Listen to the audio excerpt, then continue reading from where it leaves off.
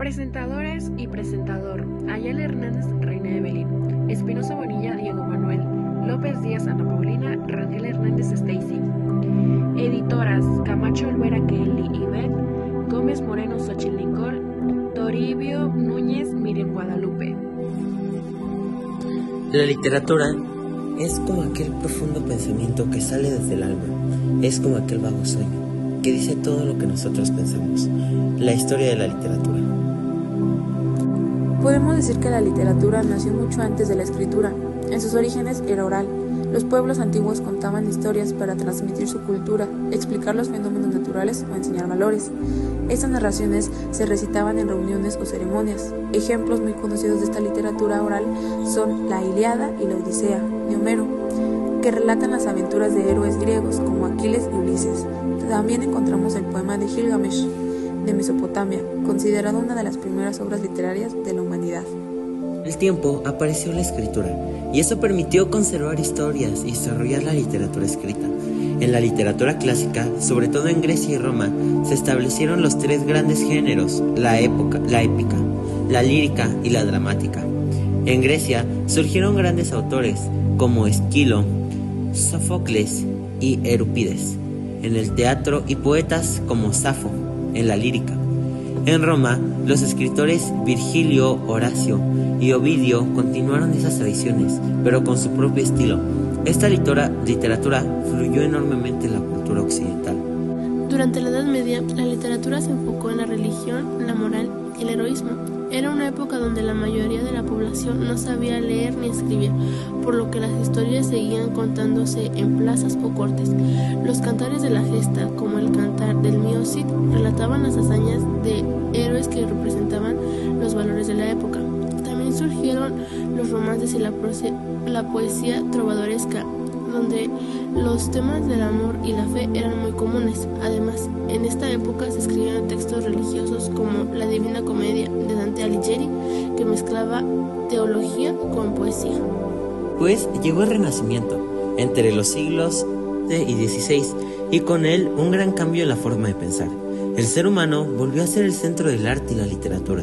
Los escritores buscaron la armonía, la razón y la belleza inspirada en los modelos clásicos. En España, Garcilaso de Vega destacó con su poesía elegante. En Inglaterra, William Shakespeare revolucionó el teatro con obras como Romeo y Julieta. Y en Italia, autores como Maquiavelo y Ariosto explotaron nuevas ideas políticas y filosóficas. Pero sin duda, la obra más representativa de esta época es Don Quijote de la Mancha, de Miguel Cervantes, considerada como la primera novela moderna. En el barroco, la literatura se volvió más compleja y profunda. Se caracterizó por el uso del lenguaje adornado y los contrastes entre la realidad y la apariencia. En España, los grandes exponentes fueron Luis de Góngora y Francisco de Quevedo, quienes representaron estilos opuestos pero igualmente importantes. En América Latina, brilló Sor Juana Inés de la Cruz, una de las primeras escritoras feministas, que defendió el derecho de la mujer al conocimiento y escribió poesía, teatro y ensayo con gran ingenio. En los siglos XVIII y XIX aparecieron varios movimientos que reflejaron los cambios sociales y políticos en Europa.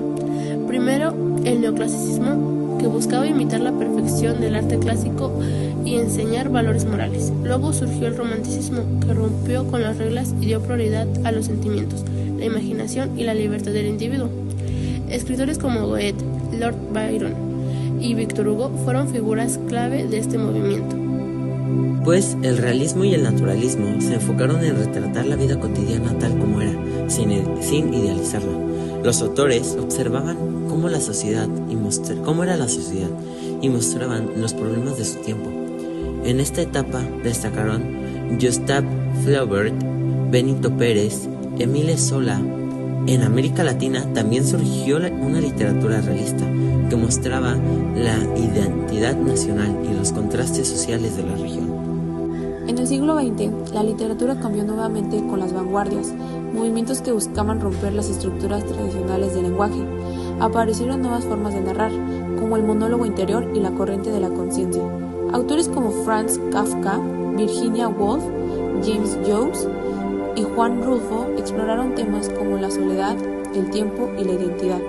Además, en América Latina se desarrolló el boom latinoamericano, con escritores como Gabriel García Márquez, Mario Vargas Llosa, Julio Cortázar y Carlos Fuentes, quienes mezclaron la realidad con lo fantástico. En la actualidad, la literatura contemporánea sigue evolucionando.